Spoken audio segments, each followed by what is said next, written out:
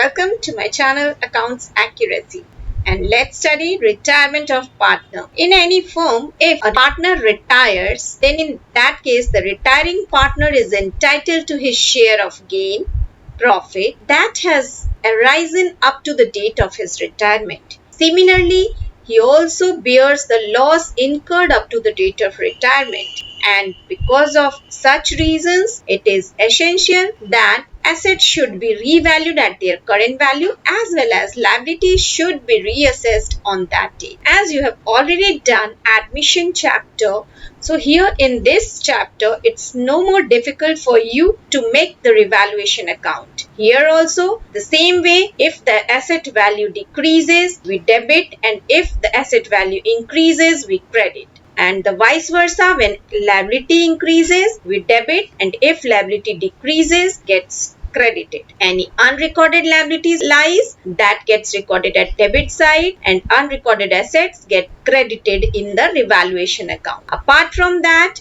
if any remuneration lies, that gets debited to that particular partner's capital account.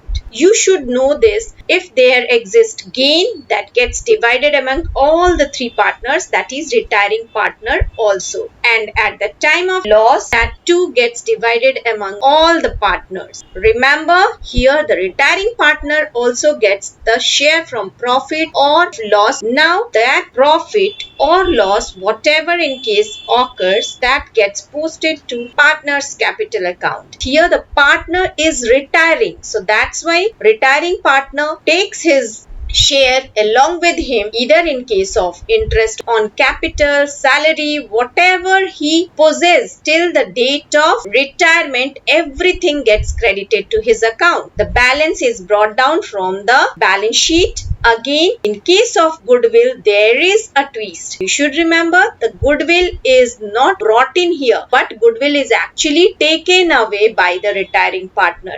So his share of goodwill as he collects from the company. So you have to understand those who will be continuing partners after the retirement of a partner, the continuing partners will contribute the share of retiring partner from their account. Now at the time of retirement, the retiring partner gets goodwill at retirement because goodwill was earned by him when he was a partner. So here what happens, as he is going to get his share of goodwill out of the total goodwill of the firm, it will be contributed by the continuing partners because they are the one who have taken profit of share of the retiring partner. Hence, they compensate the retiring partner by paying goodwill share of retiring partner in the gaining ratio. In whatever ratio they will gaining the share of retiring partner, in that ratio only they will compensate the goodwill to the retiring partner. Here suppose A, B, C are the three partners and C is retiring, then out of the total goodwill, if C's share of goodwill is 9,000, then that share will be contributed by A and B continuing partners in the gaining ratio. Suppose the gaining ratio is 2:1, then 2/3 of 9,000, that is 6,000, will be contributed by A, and 1/3 of 9,000, that is 3,000, will be contributed by B to C. Hence, what we will do here, we will credit C's capital account in the gaining ratio and we will debit A's and B's capital account in the gaining ratio. The amount will be debited from their account and it will directly be credited to the retiring partner's account. Next to that, you have this interest on capital. Remember, interest on capital, as the retiring partner has contributed capital in the firm, so at the time of his retirement, he deserves the interest on capital for his contribution of capital. So till that date, he will also receive his share of interest on capital. Salary, if salary exists, then he must be eligible to get his share of salary. And for all the reserves like investment fluctuation reserve, workman compensation reserve, general reserve, from the balance sheet liability side, you will divide that in the old profit sharing ratio among the partners, and the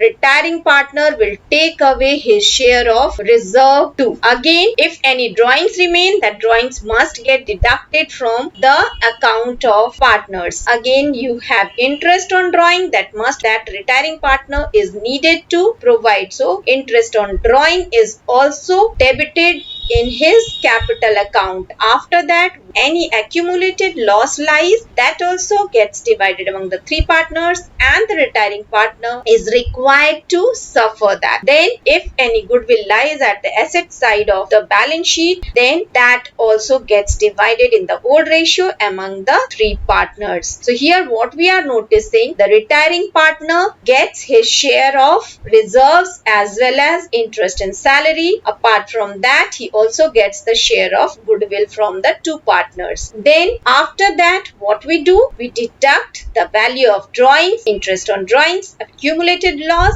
and goodwill value from the retiring partner's account. At last, whatever balance comes, that balance is paid to him. But if it is paid immediately, we write to bank account, and if that is not paid immediately, that is written as to retiring partner's loan account. Now I request you to understand it well through the help of a sum in my next. Thanks for watching.